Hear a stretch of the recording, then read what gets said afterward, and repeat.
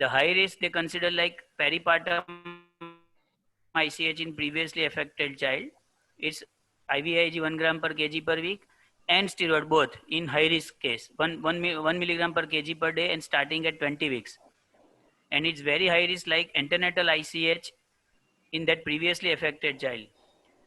It's a higher dose. Some IVIG is advised like 2 gram per kg per week starting at 12 weeks. And in addition of prednisolone 1 milligram per kg per day. Then if persistent poor response can give weekly in utero platelet transfusion also if there is a low platelets, and C-section if the platelet count is less than 50,000.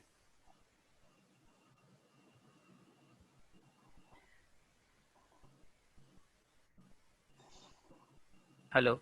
Yes. Go ahead, please. Yeah, and again the why we are just giving more stress in this condition, because the one more slide like this is same like IVIG to mother and steroid to mother for fetal platelet transfusion, like it is same but in antenatal management. There is a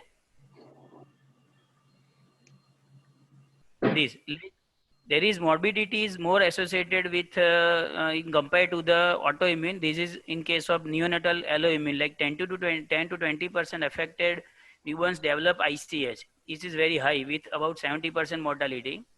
20% of survivors of ICH develop long-term neurodevelopmental sequelae, and about 1/4 to half ICH occur in utero.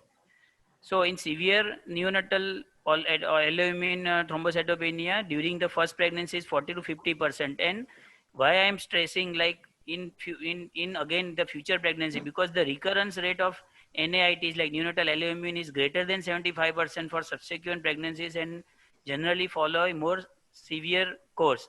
Therefore, we need to refer this case to the high risk obstetrics and fetal medicine expert in coordination with that. This type of pregnancies.